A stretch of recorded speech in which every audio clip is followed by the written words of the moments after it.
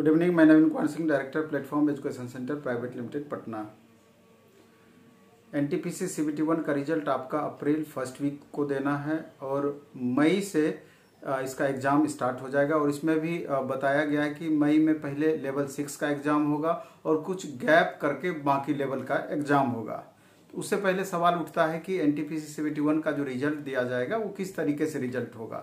तो ये बातें स्पष्टतया है, ज़्यादा आप उम्मीद कर सकते हैं कि जिस तरीके से लेवल बाय लेवल रिजल्ट दिया गया था तो अभी भी level by level he result रहने की संभावनाएं हैं। अब सवाल यहाँ पर यह है कि 7,05,000 कैंडिडेट का जो अभी रिजल्ट दिया गया है उसमें 3,84,000 करीब यूनिक कैंडिडेट हैं, जबकि 7,05,000 यूनिक कैंडिडेट होना चाहिए। तो उसमें करीब 3.25 लाख के करीब 3,24,000 25,000 के करीब और यूनिक कैंडिडेट का रिजल्ट उसमें आना है।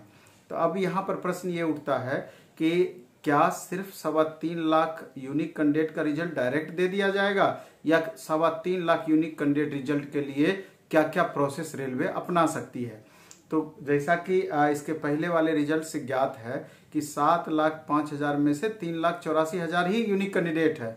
तो लगभग आप देखेंगे कि 7,05,000 का 55-56% के अप्रॉक्स आपका 3,84,000 रिजल्ट होता है। तो उस हिसाब से देखेंगे तो पता चलेगा कि 3.25 लाख यूनिक कैंडिडेट के लिए कम से कम 6 लाख रिजल्ट की और संभावनाएं रहेगी। उतना रिजल्ट दिया जाएगा तो उसमें 3.25 लाख रिजल्ट आपका यूनिक कैंडिडेट का पूरा होने की संभावनाएं रहेगी। ये संभावनाएं रहेगी, एग्जैक्ट डाटा नहीं इसमें बताया जा सकता है, आप खुद समझ सकते हैं। तो उम्मीद आप यही कर सकते हैं कि करीब 5.5-6 लाख के करीब नए बच्चे उसमें आएंगे।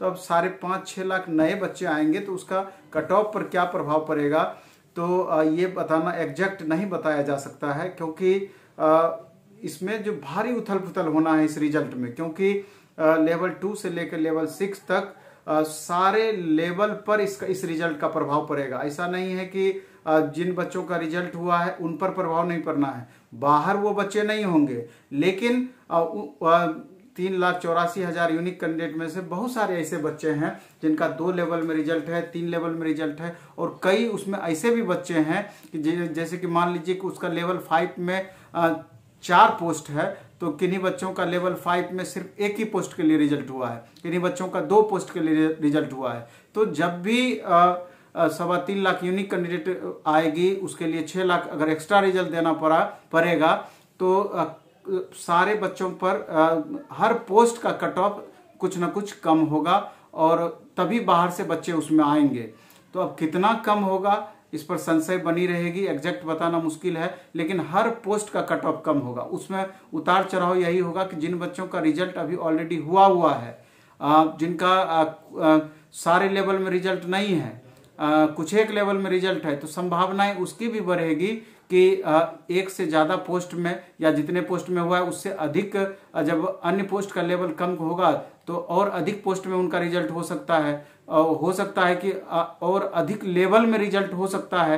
तो ओवरऑल प्रभाव पड़ना है, ये डिपेंड करेगा कि कितना मार्क्स कमता है, यानी कि कितना कट ऑफ कम होता है, तो उस हिसाब से आपका रेंज लगातार बढ़ता चला जाएगा।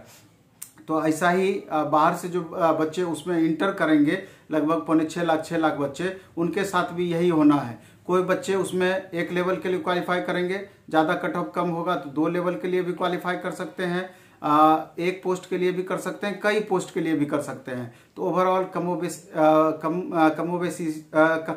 कम या ज़्यादा स्थिति लगभग यही रहना है। तो ओवरऑल आप समझ सकते हैं कि किस तरीके से इसका प्रभाव पड़ना है। तो ओवरऑल ये देखा जाएगा कि एक मार्क्स पर कितने बच्चों में उथल पुथल होना है, उसी के आधार पर कट ऑफ प्रभावित होना है। तो ये बोर्ड बाय बोर्ड ये बातें वेरी भी करेगी, किसी बोर्ड में अंतर कम हो सकता है, किसी बोर्ड में अंतर ज़्यादा हो सकता है, ये तो आने वाले वक्त में पता चलेगा। एग्जैक्ट अभी इसके बारे में बताना बहुत ही मुश्किल है, लेकिन ये अनुमान आप लगा सकते हैं कि 3.25 लाख यूनिक कैंडिडेट के लिए कम से कम 6 लाख प्लस रिजल्ट बोर्ड को देनी पड़ सकती है, ये आने वाला वक्त बताएगा। इसके बाद जिन बच्चों का रिजल्ट हुआ है तो मेरे ख्याल से तैयारी उनका चल ही रहा है और बेहतर तैयारी के लिए लगातार लगे रहें, सेट वगैरह बनाते रहें।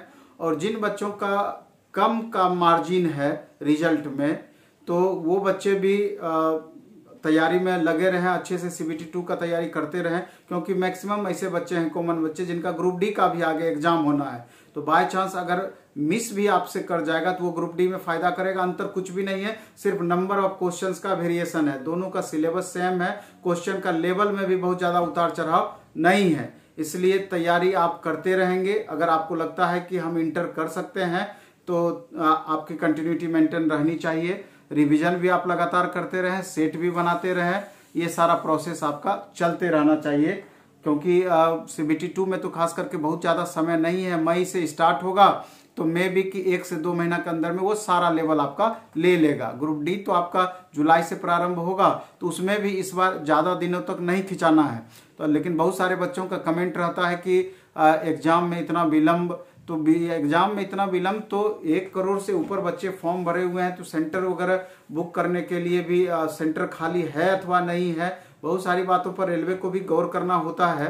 तो मे भी कि सेंटर खाली नहीं रहा हो, जिसके कारण से इतना विलम्ब से डेट दिया गया हो, तो बहुत सारा कारण हो सकता है। लेकिन आप इस पर ज्यादा ध्यान ना दे करके तैयारी पे ध्यान रखिए, और मेरे ख्याल से और बेहतर तैयारी के लिए खास करके ग्रुप डी में आपका 70 प्लस का स्कोर करने की कोशिश करना चाहिए, और NTPC CBT 2 में 95 प्लस से अगर कम रहता है तो आपके साथ परेशानी बनी रहेगी।